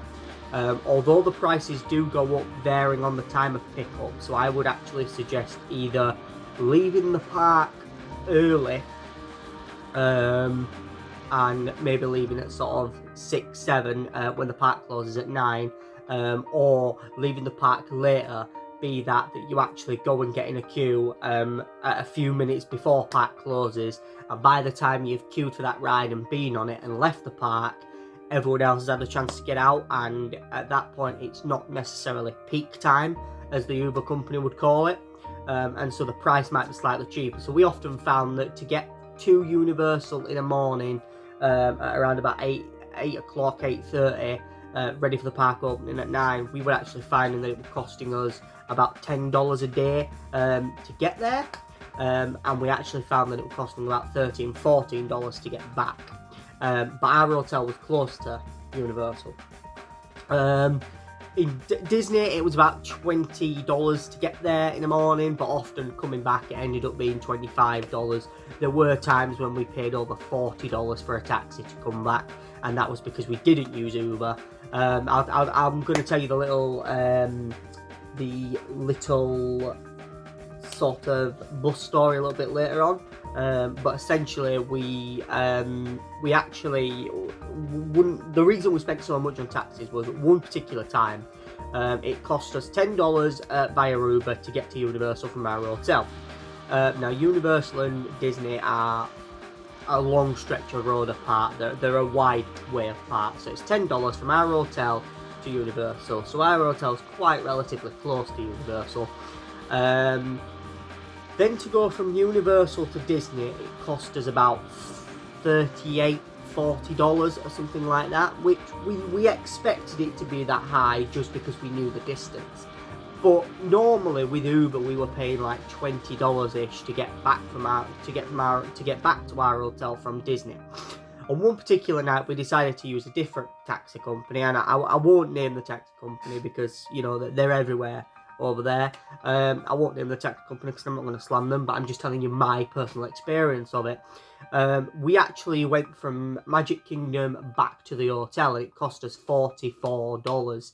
Or it could have even been $48. I think it was $48, close to $50 essentially to get to our hotel, which would normally cost us $23 at most, $25 at most.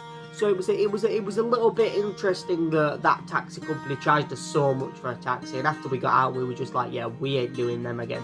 And we never used that taxi company again the whole time we were there. We actually went to Uber. So yeah, tip 8: take Uber.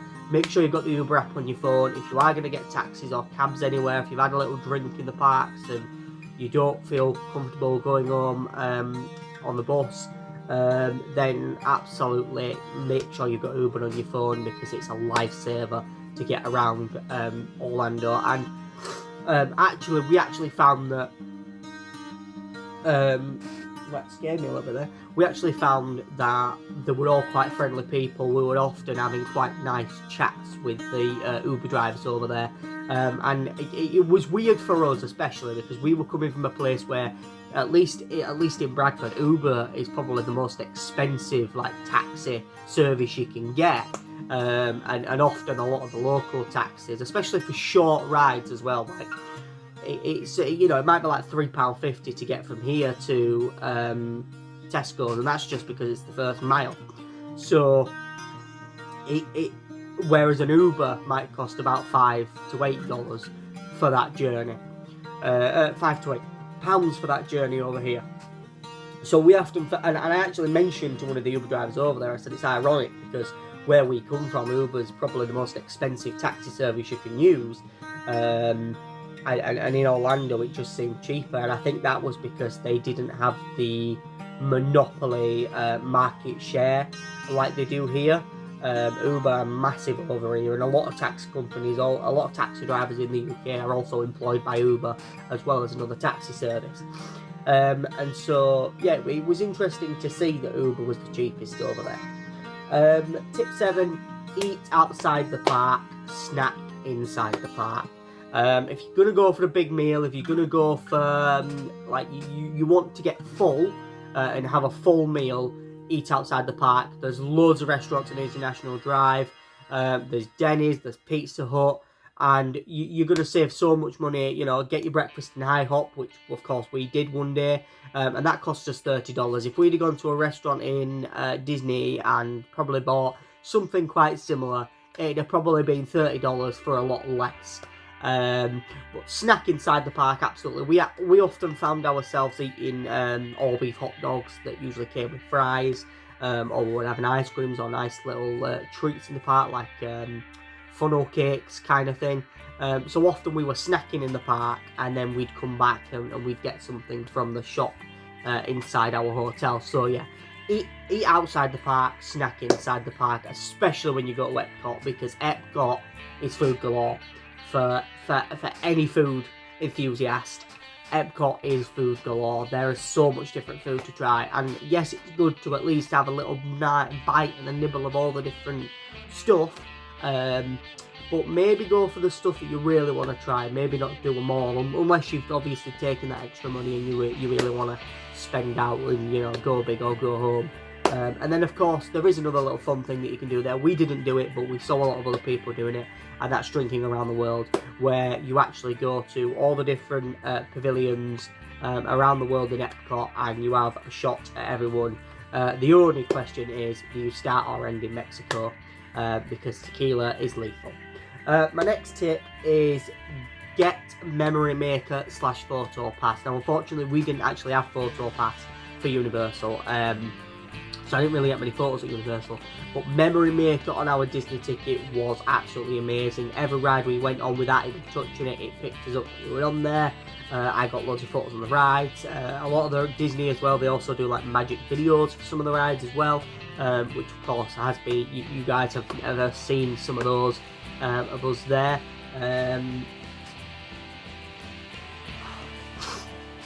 Bear with me a second.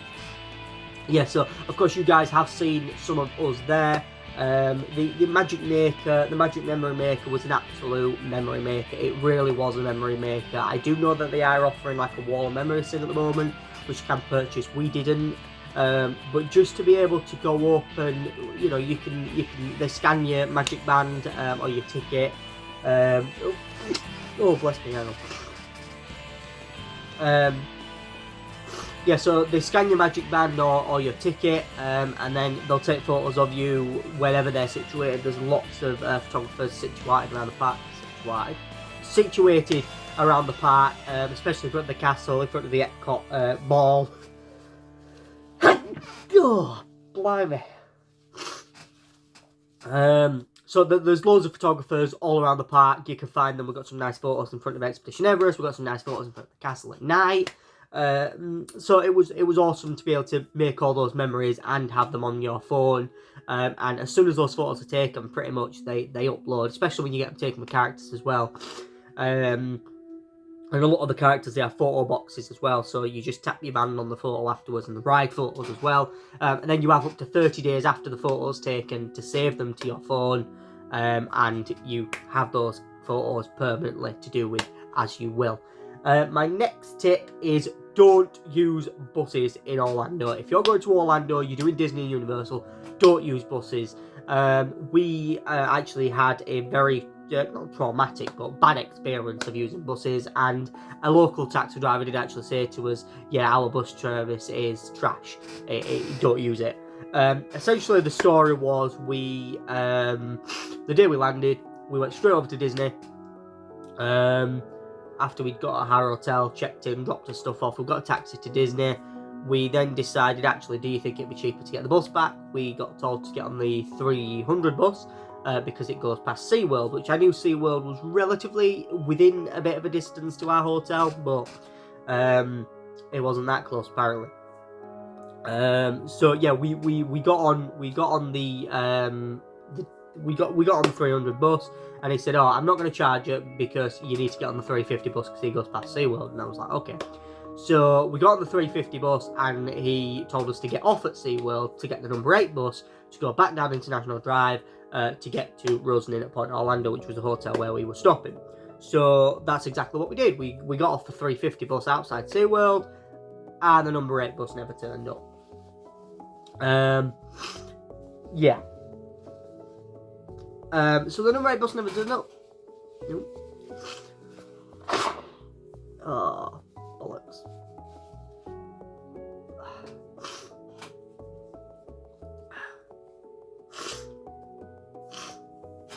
Bear with me.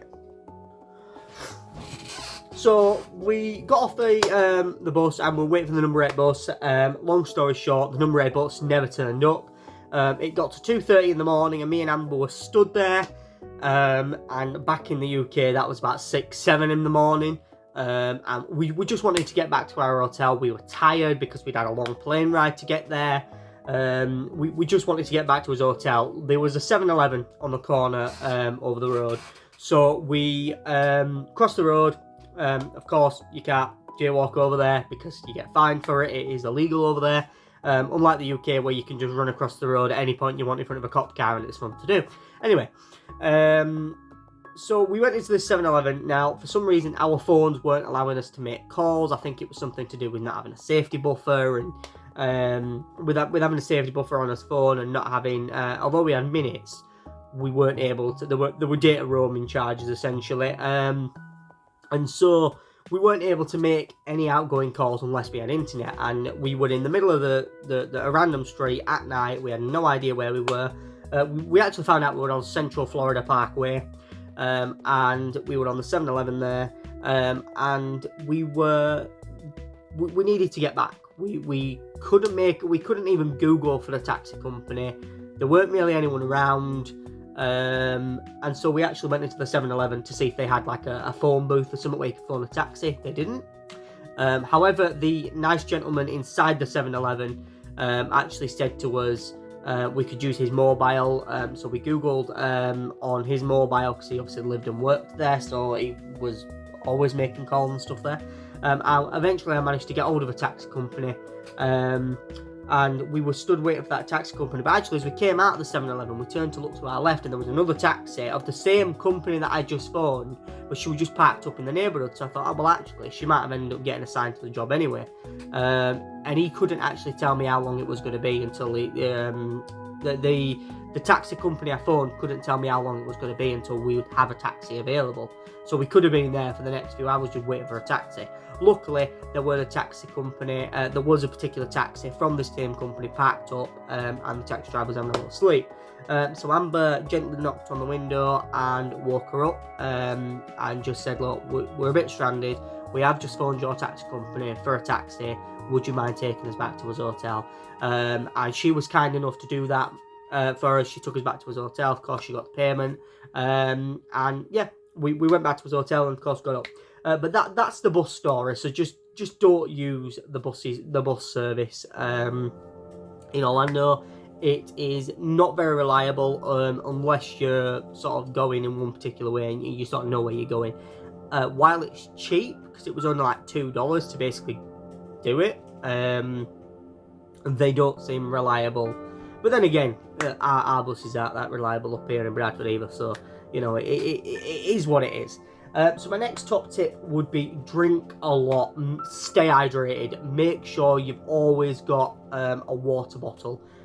Be it that you pay $3.50 to buy a bottle of water and then you keep that bottle for the entire journey. We made the mistake of buying multiple bottles of water, multiple days in a row, multiple times, and that was because, and that was just spending money we didn't need to do, because we eventually got wise and decided to actually just keep one bottle. And luckily at Disney and Universal there's actually loads of places to fill up water bottles, there's loads of little taps and stuff like that you can just fill up your water bottle for free. And I'm sure if you went up to some of the stores and just said, would you mind if I took a few bits of small ice to put in my bottle, I'm sure they wouldn't mind doing that and giving you some ice.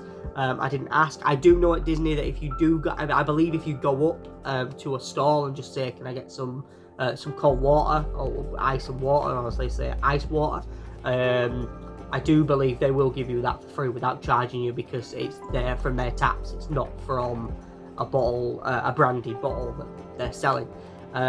So yes, make sure you're drinking a lot. At Universal actually, they seem to have stalls everywhere where you could just, like, even in the middle of a queue, they'd have a stall where you could hydrate yourself on hot days. And not only do they have water in there, sometimes they have little snacks as well. And so one day we actually got it was like a melon melody kind of melon medley kind of thing, in which it was just a big cup full of different kinds of melons, and of course that hydrated us quite a bit while we were queuing for the Hogwarts Express on this particular day. So number 3, be prepared for the long queues. There are going to be long queues. There are going to be there is going to be a big crowd, especially if you go when we did. But all year round, there's a hell of a lot of guests, and some of the rides do get up to over 200-minute wait times. And those ones are usually the Hollywood Tower of Terror over in Hollywood Studios, Star Wars Rise of the Resistance over in Hollywood Studios as well. That one gets really long. Smuggler's Run doesn't get as busy, but it can do. Slinky Dog Dash gets very busy. We actually didn't do that ride, but we did do Rise of the Resistance. One of the things I think is good though over in Epcot is the Guardians of the Galaxy Cosmic Rewind ride. It's recently just opened. We did check it out. It was a really fun ride. Of course it's a shame it was Guardians of the Galaxy because it's Marvel and I don't like Marvel, but it was a fun ride to go on, and the great thing about that is it's all a virtual queue, so if you manage to get on it early in the morning and you get on the virtual queue, you can do it. Me and Amber would actually queue in for the Frozen ride at the time, and we knew that the virtual queue reopened at 1 to get on the Cosmic Rewind in the afternoon, and so it got to like 12:58 and we were just refreshing as apps as fast as possible, and I just refreshed it. It said join queue. I clicked join queue, got straight on it before Amber even had the chance to tell me that her phone had glitched as she tried to do it herself, and I just went, there you go, we're on it. And then later on we got called to board and we literally just went in. There was a tiny bit of a wait, but it was only like a 5-10 minute wait once we actually got up onto the ride, and then we was on the ride and off it in no time.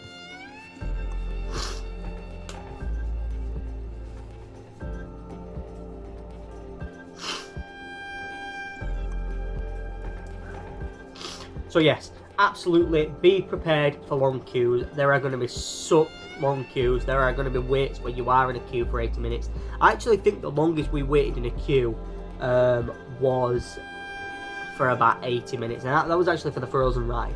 And we bit the bullet with that, mostly because we went on it for my sibling. But we bit the bullet and just said, look, let's just do Frozen. We haven't got many rides to do. We've pretty much done all the other ones we wanted to do, so we just said, let's just go do Frozen. Let's just make sure we've got some water on us and we'll do Frozen. Now, another thing I will tell you that was that this item was an absolute lifesaver while we were there. And it was very good at refreshing, especially when you got really warm and you started to feel a bit clammy and started worrying you were going to get quite sweaty. Just to cool you down a little bit, this amazing cool mist spray. This cool mist spray I bought for £1 at the Poundland before we went. Of course, with it being over 100ml and an aerosol, I had to pack it in my suitcase inside my toiletry bag. So it was in there, nice and tight, all zipped up, prepared for us to fly away. And it was just so refreshing. Like, you just spray it on your face in the 32 degrees heat or 35 degrees heat, whatever it was. You just spray it on your face and your arms and your legs, and it just had like a cool mist to you.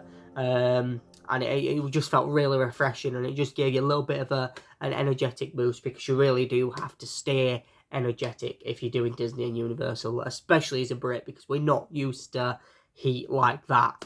And so of course, obviously use your sunscreen. We did until we went to a water park and it all washed off, and now I've got blisters on my shoulders because of that, and I can't lift my arms above here because it starts to hurt my shoulders. I had a terrible night's sleeping because of it, and it's just one of them. I just need to wait for it to heal, really. And number one, take advantage of bad weather. You're British. We're used to it raining all the time. Like, when it rains over here, it's freezing, it's miserable, it's cold. We just want to hide indoors and cozy up with hot chocolate. Don't do that in Orlando, because the weather is warm, it's humid, and when you get wet, as soon as sun brightens up again, it will dry off in no time. The rain only lasts for, I think the longest it ever rained for while we were there, and we were actually in it, was probably about half an hour to an hour. probably about half an hour to an hour that it rained for while we were there. And actually during that time, while it started raining so bad, we actually noticed that the Star Wars Rise of the Resistance queue went down from sort of 90 minutes to 60 minutes, and that ride's very rarely at an hour wait. So we jumped on it, and I don't even think we were waiting for an hour on it. I think we probably were on it within about 50 minutes. And we did the ride, and it's an amazing experience, especially for all the details and stuff they've put in there. If you're a Star Wars fan, it's a must-do. So yeah, we took advantage of that. Hollywood Tower of Terror as well. We didn't necessarily take advantage of the weather with this one, but actually the ride closed, and we were over in Epcot. And we'd sort of done everything we wanted to do in Epcot, and we were like, well, do you want to go back to the hotel? Or and then I noticed that Tower of Terror was closed on the app. And I said, let's get the Skyliner, let's head over to Universal Studios, Hollywood Studios, and let's wait for this to open, because the second this opens, everyone's going to run for it. And we got there, they were all lined up outside saying, yep, we're closed, we've been closed for over 2 hours now, it's an engineering issue that we're trying to fix. Anyway, I said to her, Amber wasn't really bothered about the ride, but I really wanted to do it, just because the last time I did it was like 2013 in France, and that one in France is no longer Hollywood Tower of Terror. It's actually a Guardians of the Galaxy ride of something in Disneyland Paris now, so I couldn't have even gone to Paris to do it. So we waited, and 5 minutes before the park closed, they opened the ride. I ran up to, well, I didn't run up to it, but I speed walked up to it, got to the door. Literally, we were only waiting because the cast members were setting back up again, and that was it. We got straight in, and I was part of one as well, so I was like first on ride. I was right up front row as well, and of course you guys have seen a lot of those images and stuff. And yeah, it was just a really fun experience. I'm so glad I got to do it. Another example of taking advantage of bad weather was at Universal Studios. Amber wanted to do the River Park Adventure. Now, often I've noticed the water rides, they either close or the queues get a lot shorter when it rains in Orlando. And on a particular day it was raining, and Amber really wanted to do the Jurassic Park River Adventure, and the queue went down to like 15 minutes or something, so I said, let's go do it. So we went and did it, and yeah, we got a bit more wet, but we had us ponchos on anyway because it rained, and secondly, we wouldn't have got any more wet than what we were going to get in the rain, really. We were still going to get wet regardless, so it didn't really matter, so we took advantage of that. Another way we took advantage was over in Frontierland in Walt Disney World and Magic Kingdom. The Splash Mountain ride, which if you've got a chance to go on it and you are going anytime soon, go on it while it is Splash Mountain, because they are scheduling to actually update it to be rethemed on the Princess and the Frog by 2024 currently is what they're saying. And if you want the original sort of experience of what it is now at Splash Mountain with Briar Bear and Briar Rabbit, then go do it now while you can, before they start changing it and retheming it. But yeah, on a particular day it decided to rain, and that ride actually shut, and so did Big Thunder Mountain next to it. And that ride shut, so we were sort of in the area anyway, so I said, well, it's not going to rain for long. I said, so let's just wait for rides to open back up, and we'll go on them too. And we did. I think we queued for about 25 minutes for Big Thunder Mountain, and I think we queued for about maybe 45 minutes for Splash Mountain. But we took advantage of the bad weather and the fact that the queue went down when it rained, because people weren't really, especially we noticed that a lot of the people we were around were all obviously American, but what I mean is there were very few British tourists there. There were a few Scottish, there were a few British, but on the whole, most of the people around were American within the parks, rather than tourists from other countries, which is what you'd normally expect during this busy period. Now, I don't think the schools were quite out properly, and they're definitely not out over here, so a lot of the tourism hasn't really started for Disney yet, and it's all yet to come. But yeah, absolutely take advantage of the bad weather. And they are my top 10 tips for if you're going to do Disney and Universal as a Brit. And with that being said, I hope you have enjoyed this video. I hope you've liked this new style in where I've sort of given you a bit of facts and it's been very documentary style, but also being a little bit vloggy as well. This is the kind of vlogs and contents I want to do going forward in terms of my vlogging side of stuff. So this is the format I want to go with, really. If you guys are into this and you kind of like it and you find it interesting, then hit that subscribe button so I know you appreciate it. Hit the like button to show me you liked this particular content. And yeah, and of course you can follow me on all my social media. You can follow me on Twitter at the Doc11th. You can follow me on Instagram, which is at Kian_Dixon007.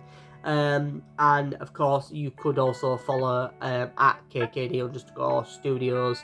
Or is it just at KKD Studios? Follow KKD Studios anyway on TikTok. I probably will eventually make a TikTok for the Doc11th, but for now, yeah, I hope you guys have enjoyed this piece, and I will see you guys in my next experience of vlogging, which I don't know when that'll be yet, so we'll have to see whenever I go on a big trip or something again. So with that being said, thank you very much for watching. Good luck, and if I go to Disney anytime soon, have a wonderful time.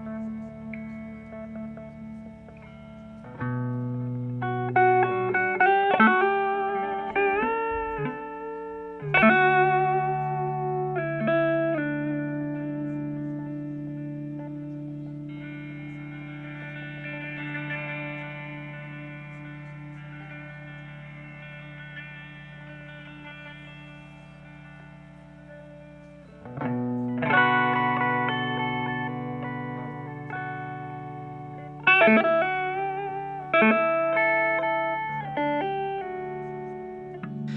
guys,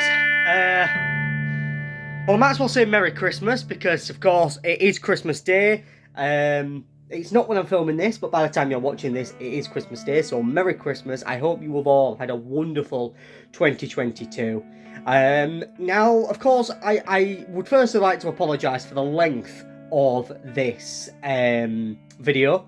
You know, it's hit over the 2 hour mark now. And I don't want all my vlogs in the future to be over 2 hours long, but I do intend them to be a little bit more informative, a little bit more cinematic, and a little bit of a mixture of kind of cinematic shots and you know, a mixture of just different things, as well as just the talking to the camera vlog stuff, but also more like sit down interview style clips and stuff like that. I have got some stuff that I'm working on for the new year, and I am hoping that 2023 will be a big year for this channel and a big year for me. Well, it will be a big year for me, as will 2024. So let me give you an update. All of what you have seen was filmed sort of June time. Since we came back from our holiday, since we came back from Florida, and got engaged, a lot has happened. So I wanted to stick this epilogue right here at the end of the video to kind of send out the new year, close this chapter, and welcome you into the new 2023 chapter. So, update number 1, we are now only have one rat, who is down there asleep, because unfortunately Splinter died, which you will have seen me talk about in my previous video, which was kind of me talking about why this is kind of the end of chapter 1. Second thing, me and Amber have now set our wedding date, and we now have our venue. So we are actually getting married on the 29th of April 2024, which is a Monday, I believe. And we are getting married at the Ravenswood, which is down in West Sussex. If you are curious as to why we've gone so far away when everyone knows I live in West Yorkshire, why are we getting married so far south? 1, we love the venue, but 2, we both have a lot of family down south. A lot of Amber's family live in Surrey and around London area and that kind of down south area, and a lot of my family live down in Brighton and sort of the surrounding areas there, and so we kind of went for somewhere in between there, and where in West Sussex the venue is, it is kind of in between where most of Amber's family live and the majority of my family live. Of course I do have some family up here as well, but obviously they're friends and stuff, but they'll be the ones that will travel down. So yes, we have now booked our wedding date, we have now booked our venue. We've just got everything else to start planning in the new year, and getting suits and wedding dresses and party invitations and everything like that. Getting all that ready, such as bridesmaids, groomsmen, etc. like that. But that'll all be 2023. But we have also got a very, very, very big 2023 coming up. And this was something that I've sort of been holding off recording. More for I was waiting for certain things to happen. But if you do have me on Facebook or you follow me on Instagram, you will now know this. But for those that don't follow me on any social, I don't know why you don't. Instagram's at Keen_Dixon007, or Twitter is at TD11TH. So yeah, you can head over there and obviously hit that subscribe button and notification bell so you never miss a new video in the new year. But if you have seen on Instagram, then yeah, congrats, you know before everyone else. If you haven't, this is my announcement to YouTube that me and Amber are actually expecting our first child in June 2023. It's, you know, it's a massive thing for us. It's a massive step forward. It means we're going to have to do a lot to sort out our house, but you know, we sort of got engaged in June and then found out sort of she was pregnant in what will it have been, October, I think. Yeah, she was pregnant in October, and we just had our 12-week scan, and we just had our first scan. We don't know the gender yet, because our 20-week scan, which is usually when you would find out the gender, isn't until February. I know you are going to be commenting, what would you prefer? Would you prefer to have a boy? Would you prefer to have a girl? Me personally, my preference is I would prefer for us to have a girl. I always have wanted a girl first, but if it's a boy, then it's a boy. You know, it's already decided. It's not something I can change. So you know, whatever it's born, you know, we'll love it anyway. And we are looking forward to it. And we started buying some stuff for the child now. Amber bought a little teddy dragon for it the other day because she's obsessed with dragons, so that's what the kid's going to be. But yeah, no, we are looking forward to it. We're very excited, and it will mean that child is, of course, at our wedding as well, which is really nice to have our child at his wedding, which will be wonderful. And you know, we'll be able to dress them up a little bit for the wedding, and of course the family will get to meet them as well. But yes, no, I wanted to stick this epilogue here right at the end of the video just to kind of update you that, one, we now have a wedding venue, and of course, yeah, I've just shown you some images of it, and of course we have now had our first 12-week scan, and we are expecting our first child. So a lot has happened in 2022 that we kind of wouldn't have foreseen at the beginning of the year. And you know, we are looking forward to everything to come in 2023 and 2024, and that's why I knew when I filmed my last video that we were expecting, and that's kind of why I sort of said that actually this is going to be the closing of it's the closing of chapter 1, because chapter 2 will be, you know, having a family and really spending time with the family. But of course I do still want to be making videos for you guys. I do still want to be doing figure reviews. I do still want to be collecting figure reviews, but obviously, you know, finances have to be put elsewhere. You know, 2022 has not been the year I expected to be. There's been ups, there's been downs. Overall, it's been a very mediocre year. So here's to 2023 and growing KPD Studios to beyond what it is. And you know, the birth of my first child, well, mine and Amber's first child, and of course, here's to a wonderful happy new year to you lot. So I'll see you in the new year. If you can't find my channel as of the 1st of January, that is because it will be officially changed to TD11TH, and it'll have a whole new logo and a whole new look. So I'll see you in chapter 2. Thank you very much. Have a wonderful Merry Christmas and a Happy New Year.